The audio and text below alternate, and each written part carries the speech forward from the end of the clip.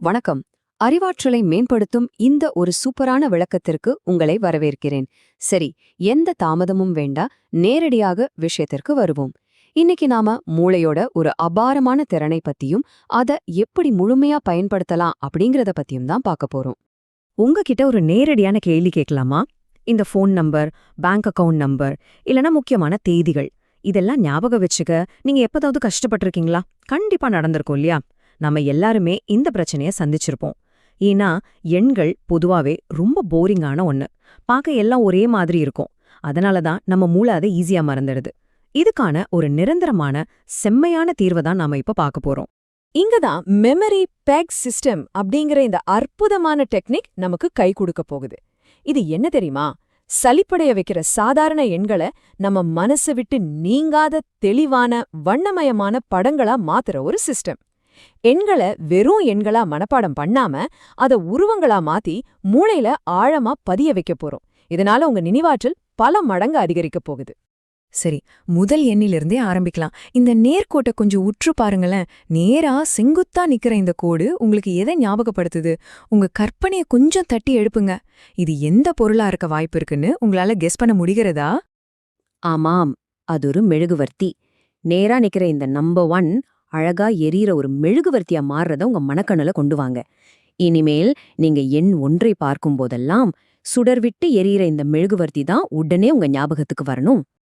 அப்படியே அடுத்த நம்பருக்கு போவோம். இந்த எண்ணோட வடிவத்தை கொஞ்சம் கவனிங்க. இதோட மேல் பக்கத்துல இருக்கிற அந்த அழகான வளைவு, அப்புறம் கீழே இருக்கிற அந்த தட்டையான கோடு, இயற்கையில நாம பாக்குற ஒரு அழகான உயிரினத்தோட வடிவம் இதுக்குள்ளேயே ஒளிஞ்சிருக்கு. கரெக்ட், அது ஒரு வாத்து. நம்பர் 2ஓட வளைவு வாத்தோட கழுத்து, கீழ்ப்பகுதி அதோட உடல். இப்போ இதோட உங்க கற்பனையில ஒரு சின்ன ஒலியையும் சேர்த்துக்கங்க. இந்த வாத்து உங்களை பார்த்து குவாக் குவாக் அப்படின்னு சத்தமிடுறதா நினைச்சுக்கோங்க. இப்படி உருவத்தோட அந்த சத்தமும் சேரும்போது மூளை அது ரொம்ப ஈஸியா புடிச்சுக்கும். அடுத்து நாம பார்க்க போறது எண் 3. இதுல இருக்கிற 2 வளைவுகளை கவனிச்சிங்களா? ஒன்றின் கீழ் ஒன்னா பக்கவாட்டுல இருக்கிற இந்த வளைவுகள் ரொம்பவே வித்தியாசமானது.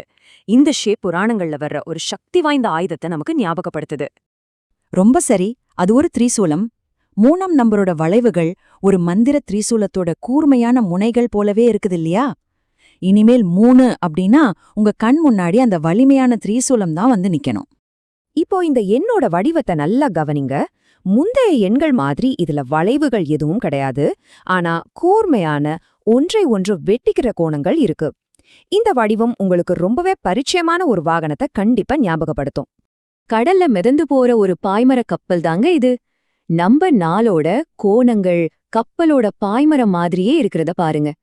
இத இன்னும் ஆழமா மனசுல பதிய வைக்க இந்த கப்பல் கடல்ல போகும்போது எழும்பும் கடல் அலைகளோட சத்தத்தை கொஞ்சம் நினைச்சு பாருங்க. அந்த அமைதியான ஓசை இந்த எண்ணை என்றென்றைக்கும் உங்க ஞாபகத்துல நிறுத்திடும். அடுத்து இந்த நம்பரை பாருங்க. மேல இருக்கிற அந்த நேர்கோடு, அது கூடவே சேர்ந்து கீழ்ப்பக்கம் வர அந்த பெரிய வளைவு. இத பார்க்கும்போதே கடினமான ரொம்ப உறுதியான ஒரு கருவியோட ஞாபகம் வரணும். இது ஒரு இரும்பு கொக்கி. 5ஆம் நம்பரோட வளைவு பெரிய பெரிய வெயிட்டான பொருட்களை தூக்க பயன்படுற ஒரு கூர்மையான இரும்பு கொக்கியா எப்படி மாறுதுன்னு பாருங்க. அந்த பெரிய கொக்கி எவ்ளோ கனமா இருக்குன்னு உங்களால கற்பனை பண்ண முடியுதா? சோ, இதுல மிக முக்கியமான விஷயம் என்னவென்றால், இதுவரைக்கும் நாம பார்த்த இந்த முதல் 5 எண்களையும் உங்க மனசுல ரொம்ப தெளிவா பதிய வச்சுக்கிறது தான். 1னா மெழுகுவர்த்தி, 2னா குவாக் குவாக்குன்னு சத்தம் போடுற வாத்து, 3னா திரிசூலம், 4னா அலைகள்ல மிதக்கும் கப்பல், அப்புறம் 5னா இரும்பு கொக்கி. இந்த 5 படங்களும் இப்போ உங்க மூளையில ஆழமா பதிஞ்சிருக்கும்னு நான் நம்புறேன். வாங்க அடுத்த பகுதிக்கு போலாம். சரி, இப்போ அடுத்த நம்பர் 6 கொஞ்சம் கவனிங்க. மேலிருந்து வளைஞ்சு கீழே வர்ற அந்த பெரிய வளைவும் அடியில இருக்கிற அந்த சின்ன வட்டமும் எந்த விலங்கோட முகாமைப்பு குறிக்குதுன்னு உங்களால சொல்ல முடியுமா? கொஞ்சம் யோசிச்சு பாருங்க. இது கம்பீரமான யானையோட தும்பிக்கை. ஒரு பெரிய யானை அதோட தும்பிக்கைய ரொம்ப அழகா வளைச்சிருக்கிற மாதிரி இந்த நம்பர் தெரியுது இல்லையா? அந்த யானையோட பிள்ளறல் சத்தத்தை உங்க கற்பனைக்கு கொண்டு வாங்க.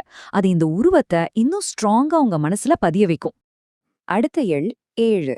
ஒரு கூர்மையான நேர்கோடு, அதை வெற்ற மாதிரி ஒரு குறுக்கு கோடு.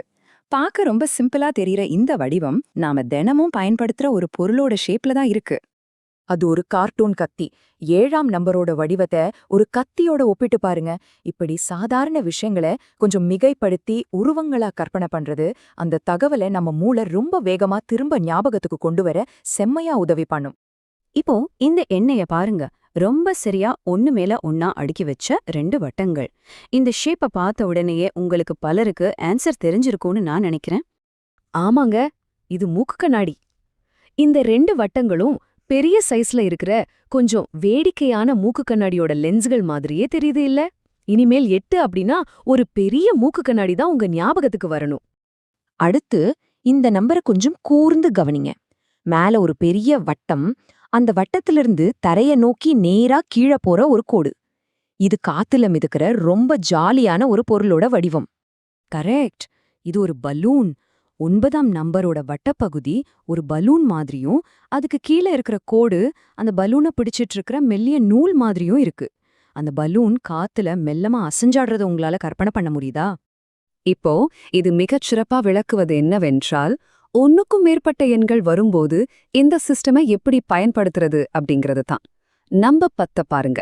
இதுல இருக்கிற 1 நம்ம ஏற்கனவே பார்த்த மாதிரி எரியிற மெழுகுவர்த்தியாகவும், பக்கத்துல இருக்கிற 0 ஒரு முட்டையாகவும் உருமாறுது. இப்படி எண்களை ஒன்றிணைச்சு நாமளே கதைகளை உருவாக்கலாம். சரி, இப்போ உங்களுக்கு ஒரு குட்டி டெஸ்ட். இந்த சிஸ்டம் உண்மையிலே வேலை செய்யுதான்னு இப்போதே செக் பண்ணிடலாமா?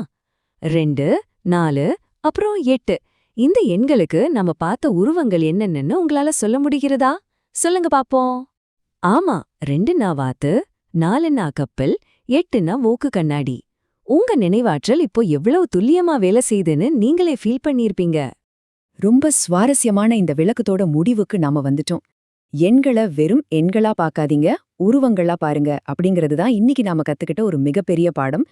இப்போ உங்களுக்கு கிடைச்சிருக்க இந்த வாழ்நாள் நினைவாற்றல் திறனை நாளைக்கு நீங்க சந்திக்க போற எந்த சவாலுக்கு பயன்படுத்த போறீங்க யோசிச்சு பாருங்க.